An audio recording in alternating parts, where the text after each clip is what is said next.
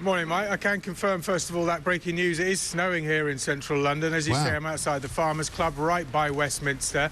And I don't think this weather is going to dampen the strength of spirit that I'm feeling from farmers at the moment. This is the biggest protest the government has dealt with over domestic policy since the election. And farmers I think they feel forgotten about and they feel ignored. And they're very, very angry about this inheritance tax policy that the government say will help them pay for crumbling services. But the strength of feeling here really, really high. We've got a couple of things going on today, Mike. First of all, there's a procession that starts at 11 a.m. round the corner from Westminster. We'll go to Westminster Square. And then we've also got the National Farmers Union lobbying politicians in person just round the corner by the Palace of Westminster as well. As you say, Jeremy Clarkson's expected today, the new champion of farming in Britain, and also Kemi Badenoch's expected on the procession as well, and she'll say that she'll get rid of these changes to tax rules, to inheritance tax rules, if she does become Prime Minister at some stage. The government have actually doubled down on this, Mike, saying they're actually telling farmers to calm down and check with their accountants, and they're pointing to rules that allow couples to hand over inheritance, farms and property that's worth up to $3 million. And also there's a bit of confusion over the figures and how many people this will affect. The NFU saying 70,000 farms could be affected, but the government actually saying only 500 estates a year will be affected by these changes. But one thing is certain, Mike, today it's going to be very, very tense outside the Palace of Westminster. Absolutely, Nick. Thanks very much indeed. We'll be coming back to you throughout the course of the day, of course, as we follow the march and the demonstration through the centre of London. David Exwood's here now, Deputy President of the NFU, the National Farmers Union. David, very good morning to you. Welcome to Morning Glory. According to Rachel Reeves, farmers must pay up in order to fund the NHS. What have you got to say to her? So this is a massive betrayal by this government. They've completely miscalculated the feeling of farmers and their ability to pay this tax. You should not have to sell your farm to pay a tax, and they've just shown their complete lack of understanding for farming businesses and the real business of producing food in this country. And that's why farmers are coming to London in huge numbers to demonstrate just how frustrated and angry they are with this government. Yeah, I mean, they seem to keep sort of doubling down on this belief that they have that this policy of theirs on inheritance tax will only affect a very small number of farms. Your numbers say a different story. How is there such a disparity between what you say in terms of how farms will be affected and what they say?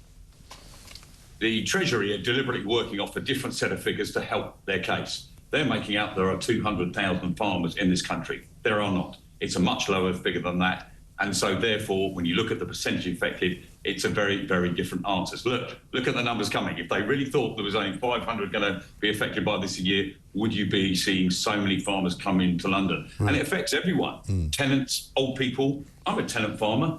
I'm still going to be within scope of this tax because they've changed business property relief as well. This will affect most farmers producing food in this country in some way. But this is the thing, isn't it? It's like the national insurance tax hike. You know, they say, oh, it's not going to affect working people. Well, except it will affect working people because working people are finding out that they're not getting the pay rise they might have got. They're finding out that they might be losing their job as a result, you know, because companies are being forced to pay more money in national insurance. So it has a knock-on effect. I mean, it's hard to believe that this government is doing these things with anything other than a kind of just ideological bent to it, because when you look at it in economical terms, it's ruining the economy.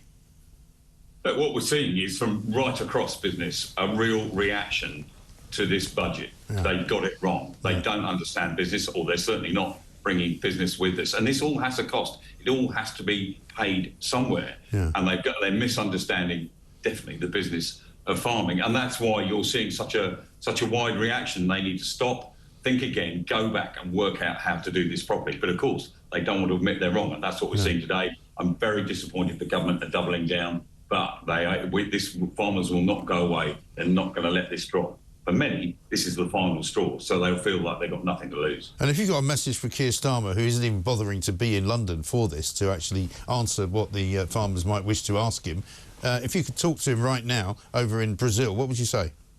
Rural Britain matters, farming matters, feeding the country matters. This is too important to ignore.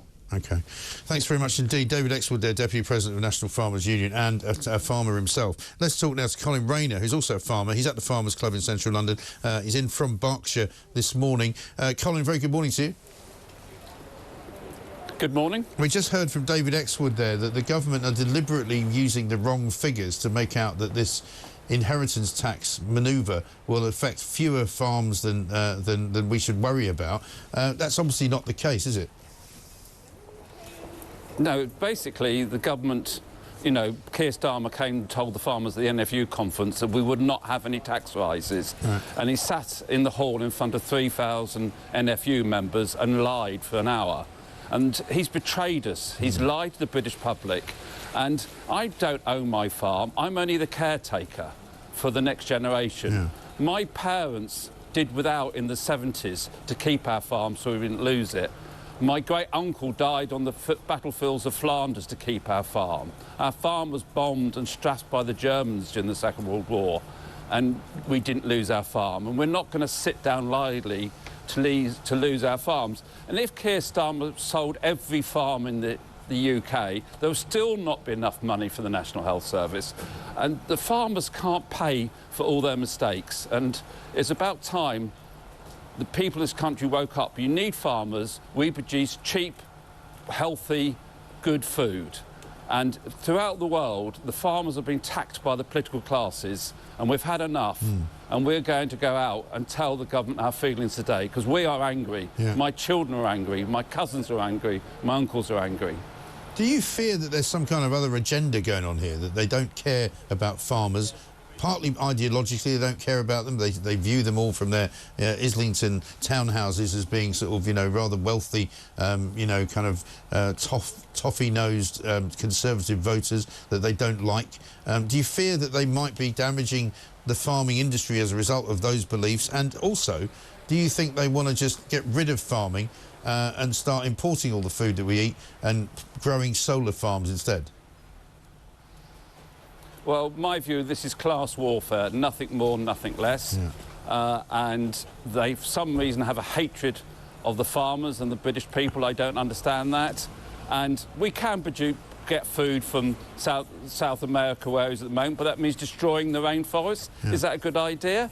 You know, what about the food miles? We can produce good food, and there will be food shortages this Christmas because of the floods in Spain, because our own horticultural industry has been destroyed by various governments. We need British farmers, we need cheap food, and I predict there'll be food shortages within the next few months. Right. And we're expecting something like 20,000 farmers. It sounds like an awful lot of people are coming who are not farmers, who want to just support you. So the numbers could be even bigger than that. Well, we were just standing here, and the scaffolders who were working on the building said, God bless the farmers. And I've heard that everywhere. Everybody, the public are supporting us. Yeah. And there's a poll in the on Twitter saying that 93% farmers love farmers, only 7% love Starmer. It's about time this Labour government woke up. Yeah. They have woken a sleeping lion. We will attend every Labour surgery with our tractors. Our tractors are on the way up here now. We will protest. This is our life and blood. Our family have given 500 years of blood to keep our farm, and we're not going to give it up lightly. And this is heartbreaking that they want to destroy the family farm. And it's about, you know, in the times of Russia, when the Russian communists took over the farms after the First World War, at least they had the decency to shoot the farmer before they took their farm. We don't have that privilege. It's astonishing, isn't it? Well, we support you here at Talk as well, Colin, and we're with you all the way. So we'll continue to monitor everything that goes on, and we'll try and help you to persuade this government to reverse on this one, because it's absolutely wrong and completely unjustified. Colin Rayner, wish you luck. Have a good day out there in the snow. He's a farmer from Berkshire, speaking very, very powerfully there about Keir Starmer and his betrayal of farmers. Because not only did this Prime Minister do what he's just done, which is to slap an inheritance tax on farms, which makes it impossible for them to run the farm as a family business, and makes it impossible for them to do anything other than to sell parts of the farm off in order to pay the taxes that the government wants them to pay. But he actually sat in front of them, and as you heard from Colin Rayner there, he lied to the National Farmers Union conference for an hour. He told them they would put no more taxes on farms. He assured them that farms would be safe from any increase in taxes, and then he put taxes on them. That's a lie. Rachel Reeves said that she was an economist for the Bank of England. She wasn't. That's also a lie. Keir Starmer said he wouldn't raise the winter fuel allowance and take the winter fuel allowance payment off pensioners. It's now snowing out there. Pensioners will be sitting in their houses right now wondering whether they can put the heating on because they no longer have the £300 that Keir Starmer has taken off them so that he can spend it on literally 2 lunches in Brazil at the G20 for 400 of his delegates to go with him. The man is an absolute disgrace. It's as simple as that.